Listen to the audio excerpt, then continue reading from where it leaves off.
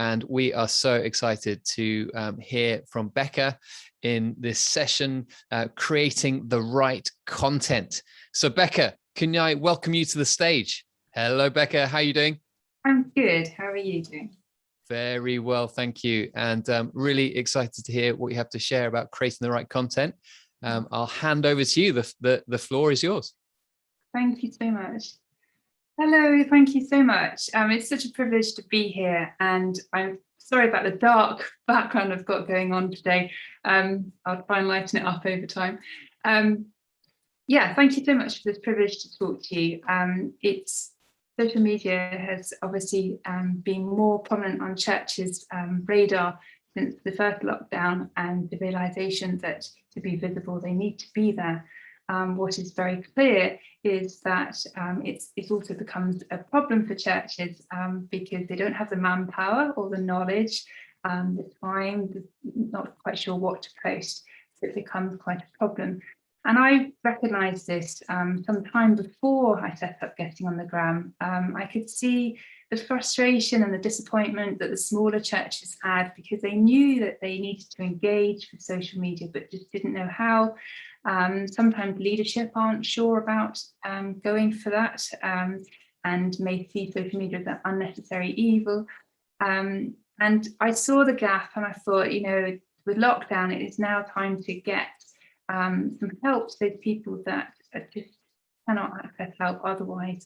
So I set up Getting on the Gram, born out of just trying to help smaller churches, the local church, those without the larger creative team, to help them be more visible and to help them, give them a strategy and a plan and something to work towards. And in that time, it's been really encouraging to see the direct messages I receive, emails, and those who have actually been able to physically help with a proper strategy and see them just embrace social media and see the impact of that. Yeah, I want this to be an interactive session if possible. So hopefully you can see my screen. Please do ask questions and I'll leave plenty of time at the end to address some issues that you may have, and very happy to deal with them on the fly here and also offline later. If you'd like to get hold of me, you can go to my website, which is gettingonthegram.com. Also, my Instagram feed is at gettingonthegram. So I've been asked to talk about creating the right content for social media, but obviously my slant is mostly for Instagram. But all these points are useful for every social media platform. So I do hope you'll come away with something that is useful. Creating content is fine. Churches are content machines, but creating the right content that resonates with your audience is another matter. So I could go into huge in-depth talk about algorithms and what that means and full-on strategy mode, but I just want to give you a taster really today of things that you could consider. Maybe you're a church that actively uses Instagram already. Maybe you just dipped your toe in the water, not quite sure whether it's something you should be looking at or not. What I can say is, if you are keen, Instagram is a demographic that actually appeals to the local church as well, because it is a full-on age group from the younger generations right through to the older generations embracing Instagram. So I do encourage you to look at it. Facebook has a different demographic. Obviously TikTok has come in and that's another demographic itself. It'd be very difficult for some of the smaller churches to be on every platform. It takes a huge amount of time, even if you have a strategy in place and you keep your time very scheduled on it, it still is a big use of time. So many of the people I work with are volunteers, they're not paid members of staff, or they may be part of a bigger diocese and trying to help lots of churches. So yeah, let me start and let's see how we go. And please do ask some questions as we go through, and you know, by all means, Matt, interject if it's right to do so. But the points I wanted to cover really are purposeful posting. So are you being intentional with your posts? You have a purpose. You want to spread the good news. You want to make sure that your community is aware of your church and what you get up to. And I want to cover a little bit of that and challenge you for this year as well for your social media usage. And then I'm going to look at some of the main issues that church accounts typically face. And that's been in my experience working with them, and how you can overcome those. And some quick wins for this year. There's been an update to the way the feed is displayed. So that has changed a little bit, but ignoring that for now, let's have a look at some of the key points that we can look at in the short time we have. And by all means, contact me if you'd like to go into more depth. Purposeful posting. What is purposeful posting? Obviously, your church has a mission and a vision and a purpose, but actually posting with purpose is about having a plan, a content strategy that will enable you to meet your goals with your social media account. We all know we need to be on social, but what actually is the purpose of your social media account? For personal social media, it might just be a snapshot of your highlights, all the positive things that happen in your life, because people don't often share the negative of how they're really feeling. But for a church account, this is slightly different. Who is your audience? Who are you talking to? You can't talk to everybody.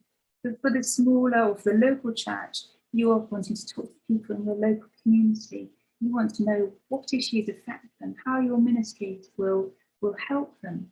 So you need to sort of think about that, but you want to post purposely so that every post has got that in the back of your head, that it's going to meet the goals that you want to achieve with your account. And a challenge for us all, whatever denomination you're in, is to be intentional. And I hope that I can encourage you to consider that. So even if you are running accounts now, maybe could you make some time this month to step back and think, well, are we being intentional? Have we got specific goals we want to hit? Are we actually communicating and being social with our local community, rather than just pushing content out? I'll touch on this a bit later, and we'll move on now to sort of looking at some of the main issues that church accounts face. Typically, people feel bogged down, frustrated because they find it difficult to consistently post. And despite churches being content machines, they don't always know what to post, and that's because they don't have a strategy. It's not because they don't have the ideas, they do. It's just there's no clear vision for how the social media account would support the vision of the church. A huge frustration, and I hear this every single time. Why are the church members, why is our congregation not engaging with our content? So not only are you wanting your target audience, so your local community or your students, if you're a student church or whatever type of church you are, not only do you want them to be engaging, but if your church members were engaging more, then that would have bigger reach for you, because then as the algorithm work, your post will then get shared with other people who are like-minded or their followers, etc., etc. And that's probably the largest frustration I see, and I'll be brutal about that in a moment. But yeah, the third point there is about your target audience. If they don't seem to be engaging with your content, how do you know if you're being seen? You may look at your analytics, your insights, and not really know what any of that means, and have you actually been successful? So when you have your leadership meeting, or you go to your church leaders and say, they want an update, how are things going? You can't really tell them, even though the stats are there, they don't really show the big picture. And I'll come on to that shortly. So some quick-ish wins to deal with some of those issues. If you can, I highly recommend that you put a content strategy in place. And a content strategy is not a calendar. It's not a content calendar.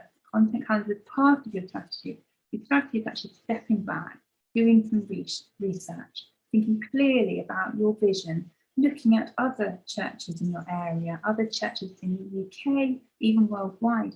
What do they do and how do they engage? What do their audience like? Is it the same as your audience? Should you be posting similar things to that?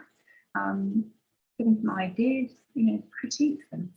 But you do need to see what other people are doing, other churches are doing. If you have multiple churches in your town, don't compete with them, work with them, comment on their posts, be familiar with what they're getting up to and what their ministries are, and how you can work with them and share your content together.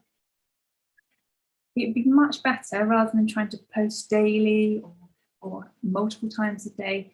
I know some of the larger churches can post multiple times a day, but remember, they have large creative teams supporting that.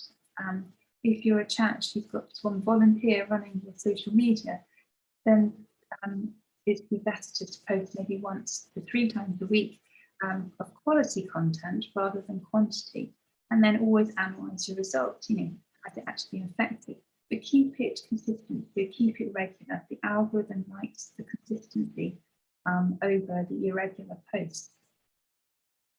As I said before, churches are content machines, and what you already have, you can probably chop up and reuse across your social media.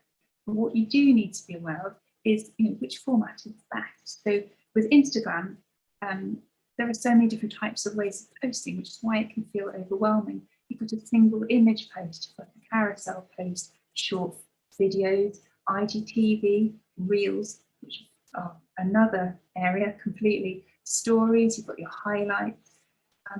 There's so many aspects to it. So which part do I use to which my content is best served in what format, and try and mix it up. So if you have a strategy, you'll look at the type of content you want to post.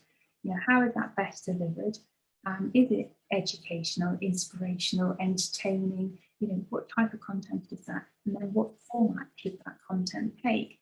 Which is why having a plan is really helpful, because there is a lot to it. But once you're organised, you can then chop it down to your content calendar, being easier.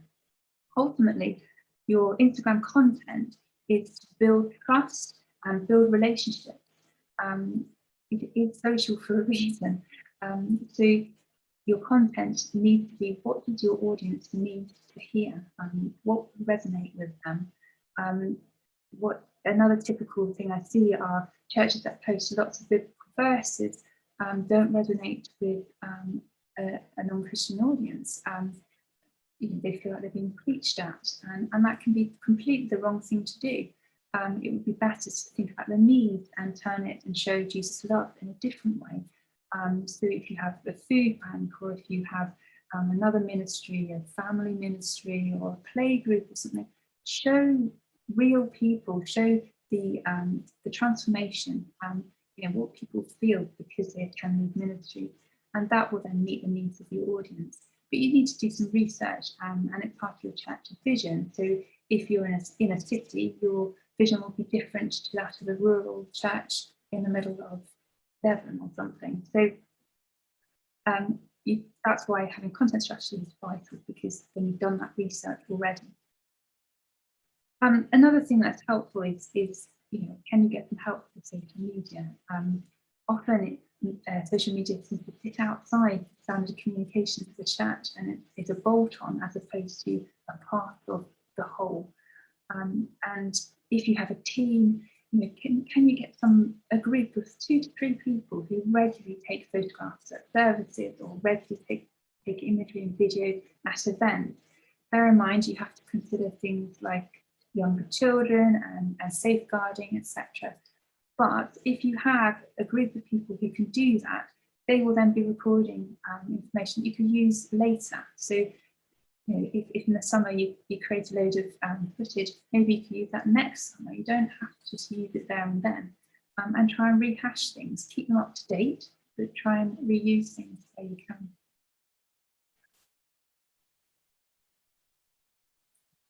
The key question is, why is my church membership not engaging with me? I have to be brutal here, and often the reason they're not engaging is because you need to ask them, for example, why, what can we do to get you to engage with us?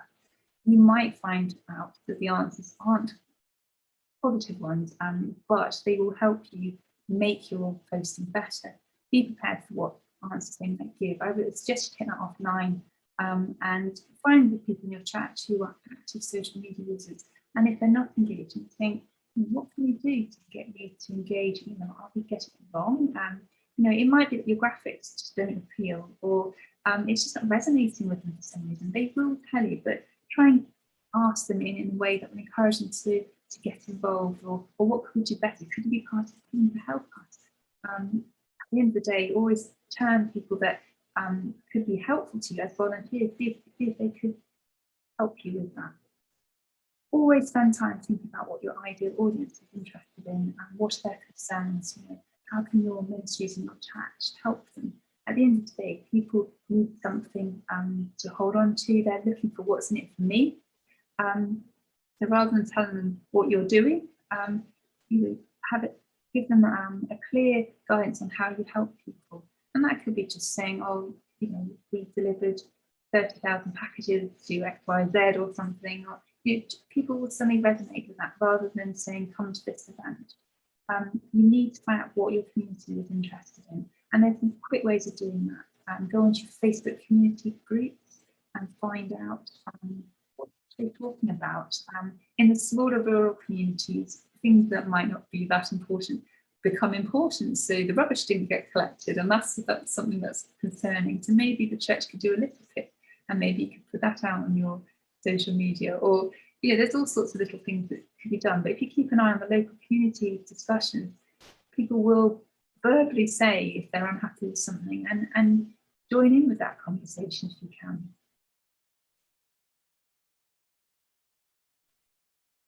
So I'd like to just give you some quick wins because time is pressing on, and I can't solve everything in this small slot, but some quick wins to me would be engage more than creating content. At the end of the day, you want to use social to be social. This is a window into your church. This is an opportunity for you to reach people that you wouldn't come into your door voluntarily, be too nervous to come to church, especially now we've had all COVID and lockdowns, and people may not want to go into the church because there'll be lots of people there and they want to keep themselves safe. But you can now get into these conversations. You use search facilities on location, local hashtags, find out what's going on and show your personality, make it fun, make it sociable. The church isn't dull. We are human beings that like to have fun. Show that side. It's so important. Show you're real. Show concern and show love, but also have fun. The other thing is, rather than creating content on the fly, I know this is a huge pressure for people. They know they have to do a post because they like to do it on a Monday, Wednesday, Friday, but they haven't prepared it in advance, and they've got a meeting that suddenly happens, or a child is sick, and suddenly it all becomes very pressured to produce the content. Why not put 2 days in the diary or a day in the diary, plan ahead what your content would be and record it ahead. You can record stories ahead. You don't have to do those there and then. You can create your posts well ahead as well. So that takes off huge pressure. It's good to do that as well if you're planning some time off, so holiday. You think about batching your content. There's things that you can do that enable you to have more free time. And if you're really clear about that and batch your content, you can just allocate the time. I'm only going to spend that time on this.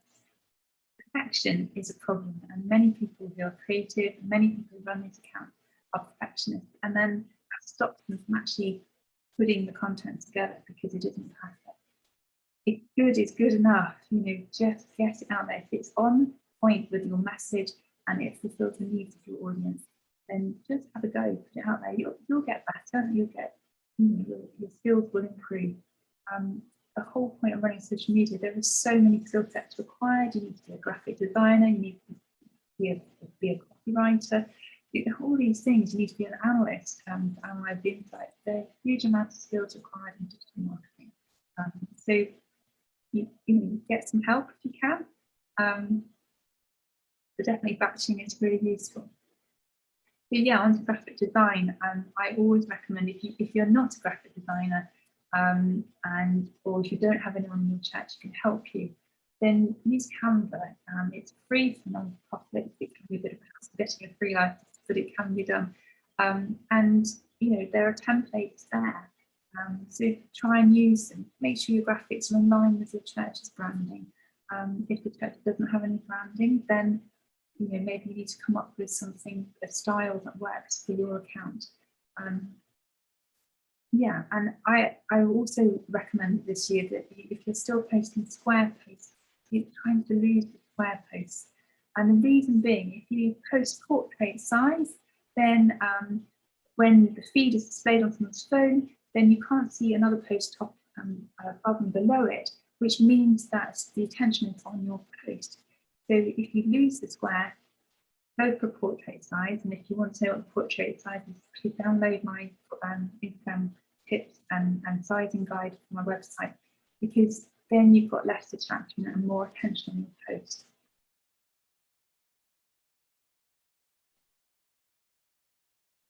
Yeah, as I said earlier, I think you just need to have some fun and remember to be sociable. Something that's really important is to be prayerful in everything. You've no idea what could happen with one post. It doesn't have to go viral for it to be effective. You need to change one person's life or impact one person's life, and you don't know what that person will do and what impact that will then have in their family or in their work, or changing one person's life could be dramatically bigger than you realise. Don't worry about the metrics. Yes, it's lovely if you go viral, and we've had some great speakers the last couple of days where they are active and do go viral, and that's great when that happens. But remember why you're doing what you're doing, and be prayerful, and win people for Jesus by showing who you are and your personality, and show them that you care for them and there's a place for them in the church. And I think the famous thing that, years ago, we always used to walk around with a bracelet that said, "What would Jesus do? WWJD." What would Jesus do? If you're not sure, when you receive a direct message that is difficult, just breathe, step back. What would Jesus do? How would he respond? If your account is quite large and starts to get quite large, you may need to have teams of people to help you managing comments and dealing with that. And also the group may not come together, particularly if somebody is putting difficult things on your feed, you may need to take that offline and deal with it. Always respond to every comment, even the negative ones, because you can all do that in a loving way. Something that came out yesterday, I think it was Elliot who spoke yesterday, and he changed the WWJD to WWJB. Where would Jesus be? So which social media platform would he be on, perhaps, or where does your church need to be? I think we have a huge opportunity now to fill all those algorithms with good things and show the love of Jesus. And that's my challenge to you is can you this year be more intentional with your posting, have more time to engage and be more sociable, and just share what you're doing rather than creating a social media feed that is event after event. So look for the church notice board. You really show just how your ministries could help your audience, try to show them the love of Jesus, basically. So I have waffled for quite some time. If you want to know more, please do reach out. If you follow me, I can't always message you if you are a private account, but by all means message me and then we get the conversation going. Feel free to pop onto the website, grab these tips. I go in depth on the tips. There are actually quite a lot of pages on that document. And also, if you're interested as well, I'm launching the Purposeful Posting Programme again, which has been fine. I'm just refining the last bits now. The algorithm has changed again in the last week or so. So that will be relaunching again for this year. And that's an out-of-the-box type programme to help you step back, create a strategy, and feel more confident with your content and posting.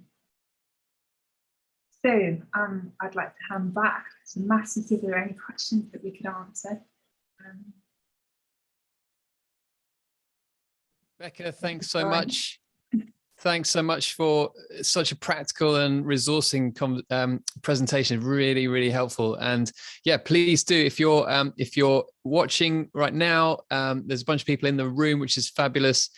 Feel free to ask or post any questions in the comments on the right-hand side of your screen. Just while we've got Becca, this source of information and resource, getting some clapping emojis coming up at the moment, Becca. But maybe while people think about questions to post, I thought maybe we could ask you, what have you noticed as some of the the top common questions that you'd find churches asking, or common challenges that they're facing?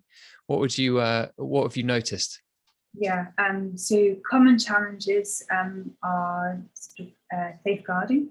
That obviously comes up all the time. What in turn happens is a lot of churches don't have their safeguarding up to date, so it doesn't cover the social media, and people aren't quite sure. It's in the grey area. And there are resources out there. I think the Church of England have quite a few resources on that. So that's one thing to consider. And also, if you are going to share pictures of services, are there children in there that haven't signed the agreement, and their parents haven't signed the agreement for them to be shared in there? That's one thing to consider. I think people do get bogged down. They find it quite a pressure, and it's often because the people running the account are creative people that just want it to be perfect and feel they don't have the ability to do that. The perfectionism is a problem.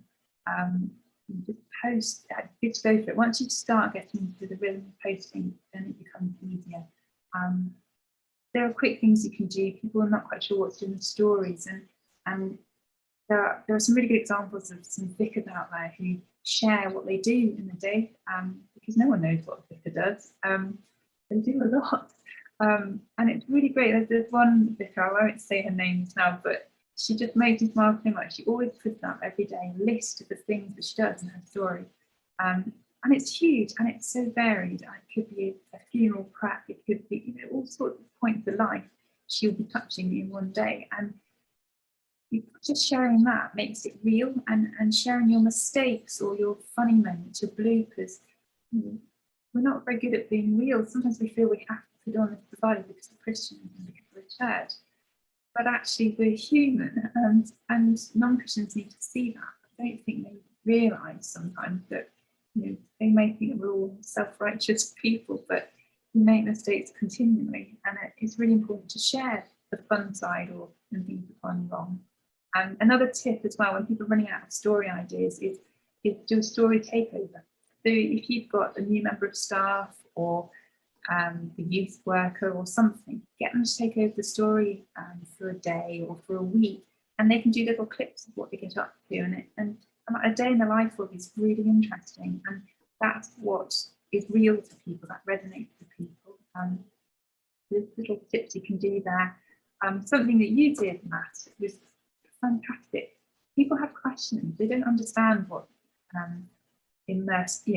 full baptism is, or they don't understand what you talk about Alpha and things like that. So Matt, when you were in post, you showed a time lapse of setting up the baptismal pool. Well, that's so good because people don't understand that, and it's quite frightening. What is this baptismal pool, and what's going to happen? If you share the setup and share the setup of your church, particularly churches you meet in schools or public halls, and they have set up every single week, share that because it gets people engaged and it shows the real side to it. I think it's just about being real, really, and people forget that. They have put on this face on social media that's different, and actually no, it just needs to be real.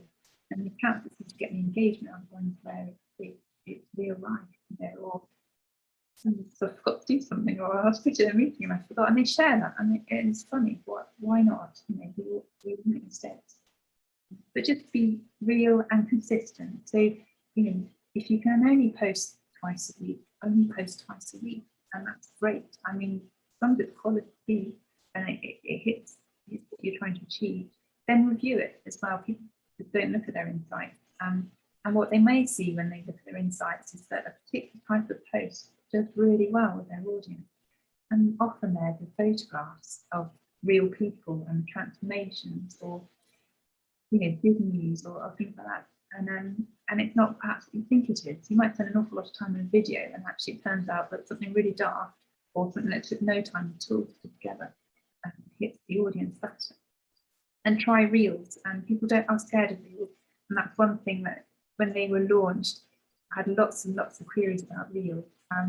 Use them because the reach is really big. Sometimes they go ridiculously viral, sometimes they're complete flop. But having good transitions on your reel and giving it a go, this way you can answer some really quick questions that people have in a fun way and embracing a trend. I hope that Okay. helps.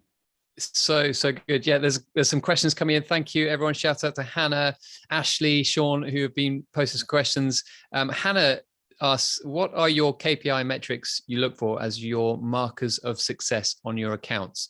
Is it like comments, views, or stories, direct engagements, followers, etc.? How do you measure success? Yeah, unlike business accounts, it's number of followers.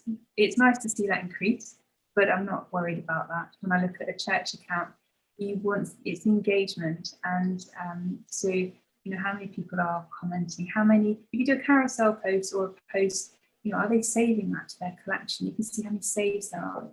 That's always a really good indication that if you're sharing and answering questions. So typical alpha questions are really good to share the answers to those, or some of the topics that people want to perhaps ask as an alpha. And even if you don't run an alpha course, if you take some of those questions, they're really useful. And the metrics then often show that people save them and come back to them later. They may not comment at all because it depends where they are on their faith journey. And that's the issue that church accounts have. Is sometimes the analytics just don't give you the full picture. Because you have no idea really. You can see the reach, and the reach is really useful. But sometimes the metrics are only giving you a bit of a picture.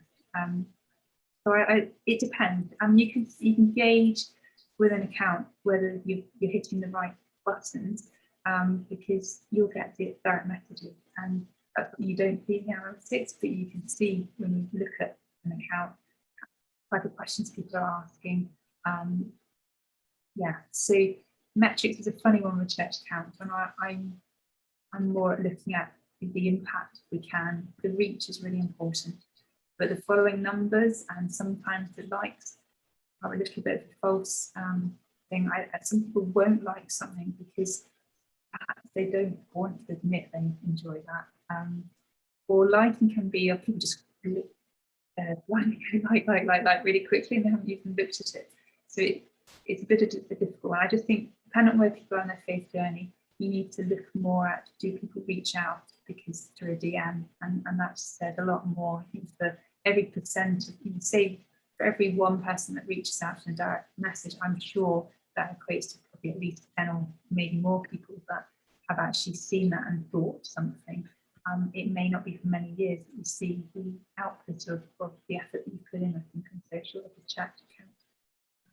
Obviously, you've got the bigger churches and with the bigger personalities that then have much of a larger following, but actually often they're not as engagement rates are not as good as you might expect. So don't be fooled by the metrics. Becca, this is fabulous stuff. We've got just a few more minutes. There's a couple more questions. Ashley asks, how much time do you spend editing, in particular Reels? You mentioned Reels earlier, Becca. Reels feel like a bit of a minefield to me. Any tips, Ashley says? Yeah, Reels can take forever. It depends on what the reel is about. I think they can take hours to edit, and I think often the ones that are really quick to put together always do better, and I don't know why. I think if you have the transitions, if you have a really good idea, map it all out, and don't try and make it perfect. That's part of it.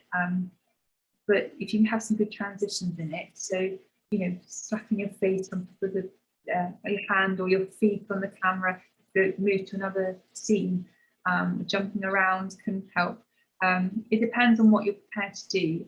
So some people don't want to show their face, and that's it's possible to create reels without showing your face, and stories without showing your face. But it's like all these things, editing takes ages potentially. So I think you just have to be mindful of how much time do you actually have, and be really strong in saying, no, it's good enough, I'm going to cut to this. If you edit within Instagram app itself, that's quite difficult, and it takes up practice. Your format be very clever on the timing. But if you edit it outside, you might find a program that's quicker to do it in. But I do recommend that you try and use as much of the Instagram app as possible, because I'm convinced that the algorithm favours it over if you edit it in another program. Please don't leave a TikTok watermark if you're going to post a reel on Instagram. They've actually blatantly said in the last few weeks they will no longer promote it. So if they see a watermark from TikTok on their platform, you can't do so well without me. Becca, thanks. Then final question from Sean. Any advice on how to create community within your church, particularly the role of things like Facebook groups? Any comments on that? Yeah, it's a funny one, that. Facebook groups, I think everybody's part of so many groups today. It can be quite overwhelming. It can work really well. So if you think about how many forms of communication we all have, we have WhatsApp groups, we have, and I have billions, it feels like, of WhatsApp groups, Facebook groups. You can create groups in Instagram as well. So you can have your close friends and things like that. It can work really well. I think you have to be very intentional with how you're going to use it, rather than starting it with all gumption and all excitement and then you just lose the thread of where you're going with it. And I see a lot of those groups get set up and then it all just dies. Only use them if you think it is going to leverage a community and help one another. Not everybody wants to embrace it. It might be a public group, so you have to be careful with what's shared there. If it's a private group, then little ministries can set up, if you've got individual ministries in a church, and then have their own group for community. Some churches are also using church suites and all sorts of different other apps as well. So I just think it's getting that balance. I'm overwhelmed with the amount of communication I have. You have to step back. I've turned off my notifications on most of the apps I have because it's just too much. So it's just getting a balance. I think you have to talk with your team, your church congregation, would they like to be involved in a group like this? But only do it if you've got the time to actually manage it effectively and put content on that's helpful to the audience. Like all these things, they take time, planning, and then the management thereof. So they can be really good, but they can also become just die out because it doesn't work out. People are exhausted. You just have to get that balance right. I hope that helps. That's fabulous. And Becca, we are so grateful to you for giving us some time today. And maybe actually, could you stop sharing your screen so we can properly see? There you go. Brilliant stuff. Really great. Really grateful to you for giving us your time today. And thanks for pointing people to where they can connect further with you. Couldn't recommend getting on the gram more, enough, because Becca has such a heart for churches and for resourcing churches to connect with their audience and their communities. So Becca, thank you for all you're doing to resource the church and to be a blessing to the church. We're grateful for you. Take care. Have a great afternoon. Thank you. See you soon.